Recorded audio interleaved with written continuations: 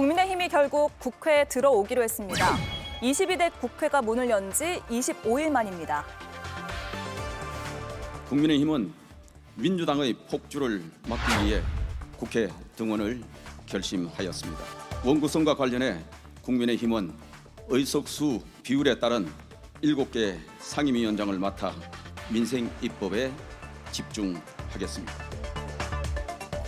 의원총회에선 장외투쟁을 이어가자는 쪽도 있었지만 7개 상임위라도 받자는 의견이 많았던 걸로 전해졌습니다. 이로써 11대 7의 구성은 유지가 됩니다. 한 달 가까운 장외투쟁에도 여론의 반전은 없었습니다. 민주당이 원하는 대로 사실상 백기투항 형태로 끝이 났습니다. 추 원내대표는 책임을 지고 사퇴했습니다.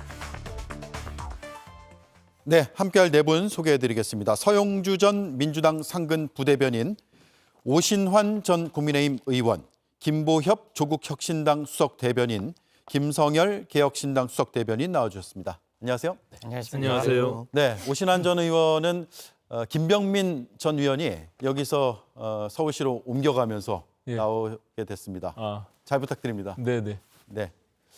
자, 서용주 의원님. 네네. 복귀 결정은 반가운 것 같습니다. 국민의힘이 결정적으로 어떤 이유 때문에 다시 들어오게 됐을까요? 더 이상 뭐 할 게 없어요. 그러니까 집권 여당이지 않습니까? 국정 운영을 책임지고 있는데 더 이 국회에 들어오지 않고 뱅뱅 돌아봤자 국민의 여론도 좋지 않고 도대체 일은 언제 하는 거냐. 그다음에 밖에서 싸울 수 있는 게 없어요, 사실상. 그래서 상임위 7개를 받고라도 원내에 들어와서 싸우는 것들이 많고요. 이번에 결정적으로 법사위 청문회, 그러니까 최병 특검 부분에 있어서 속수무책으로 민주당 의원들에게만 일방적으로 끌려다니던 그 광경을 보면서 정말 안 들어가서는 안 되겠구나 생각이 있었을 것이고, 용산에서도 이거 안 되겠는데 이 전략, 그러니까 바깥에서 싸우고, 그러니까 상임위가 아닌 바깥에서 당정으로 특위로 싸우기에는 한계가 있구나 라는 입장에서 저는 백기투항했다고 봅니다. 실익은 하나도 없었다, 그래 평가합니다. 그렇군요. 오신환 위원께서는 어떻게 보세요? 지금 이제 추경호 원내대표가 원내대표직을 내려놓겠다라고 얘기했잖아요. 이건 네네. 협상을 주도했던 책임자가 협상을 못했다는 걸 인정하는 게 되는 겁니까? 네, 그런 측면이 있죠. 일단은 원내에서 뭐 전략이 좀 부재했다. 그리고 뭐 물리적 한계는 분명히 있었습니다. 의석수가 워낙 작고, 특히 지난번과 달리 집권당으로서의 어떤 책임, 그리고 또 국민의 민심들이 그 지지를 받쳐주지 못하고 있기 때문에 불가피한 측면이 있었다라는 것을 인정하면서도 그 책임을 통감해서 사의를 표명했는데요. 어쨌든 뭐 의총 중에는 뭐 강경한 의사를 표시하는 의원들도 있었지만, 대다수가 앞서 우리 서영주 전 대변인 말씀하셨지만 기본적으로 지난 금요일 날 있었던 법사위의 청문회를 통해서 이게 너무 일방적으로 폭주하고 있는 민주당을 이게 그대로 방치해 두면 뭐 다른 상임위에서도 그것이 반복적으로 일어날 것이 아니냐. 그렇기 때문에 이것은 원내에 들어가서 일단 투쟁을 하더라도 싸워 나가야 되겠다, 이런 판단들을 했던 것 같습니다. 자, 오늘 조국혁신당에서 논평이 아주 뭐라 그럴까요? 인상적으로 나왔는데 한번 해주시죠. 학교 가는 학생 얘기를 했더라고요. 국회가 정상화되지 않았다라는 식으로 국민의힘은 얘기를 많이 했습니다. 근데 정상화되지 않은 게 아니라 정상적으로 개원을 한 국회에 국민의힘 의원들이 들어오지 않은 거죠. 그래서 뒤늦게 오늘 들어왔는데 조국혁신당은 환영할 수가 없다라고 낸 겁니다. 왜냐하면 예를 들면 교실 맨 앞자리에 앉고 싶은데 왜 안 앉혀줘요? 저 학교 안 올래요? 이렇게 거부했던 학생이 뒤늦게 현실을 인정하고 학교를 오기로 한 거죠. 다행인 겁니다.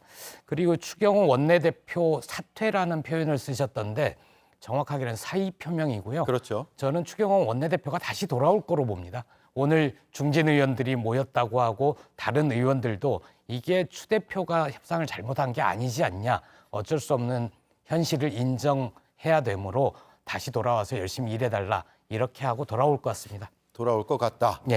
자, 개혁신당 시각에서는 어떻게 보세요? 지금 어쨌든 국민의힘이 들어오긴 했는데 민주당이 막판까지 너무 그러니까 협상의 상대자로서 출구를 열어주지 않은 것 아니냐, 이런 비판도 나오는 건 분명한 사실이거든요.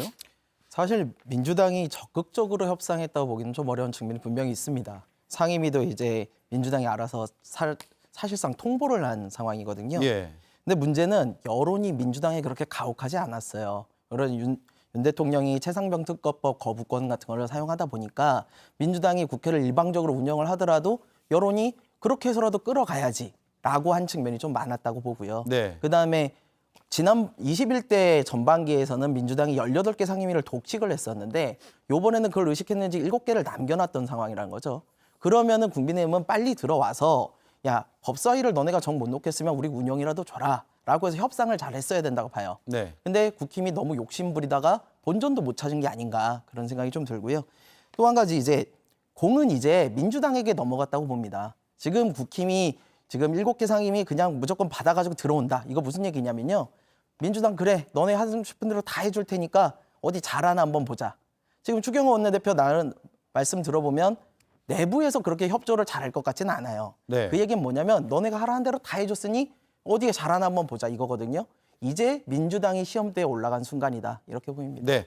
자, 마지막으로 그러면 추경호 원내대표의 사의 표명, 아까 바로 옆에서 분석하기로는 이건 사의 표명을 하는데 실제 사퇴로는 이어지지 않을 것 같다라는 건데 어떻게 보세요? 이건 또 선거를 해야 되는 일이잖아요. 네네. 뭐 추경호 원내대표가 할 수 있는 뭐 여러 가지 방안들이 부재했던 측면이 있고 여러 의원들도 그런 부분들을 통감하고 있거든요. 그렇기 예. 때문에 물론 다소 원하는 대로 되지 못했지만 그것을 다시 지금 원내대표 선출을 통해서 다시 그 새로운 원내대표를 뽑는다고 해서 뭐 별반 달라질 것이 없다라는 판단들을 주로 하는 것 같습니다. 그래서 예. 다시 재신임을 통해서 추경호 원내대표가 그 자리를 계속 가지고 있으면서 새로운 원내에서의 어떤 전략들을 모색해 나가지 않을까 이렇게 비춰지고 있습니다. 예. 네, 알겠습니다. 첫 번째 이슈는 이렇게 정리를 하겠습니다.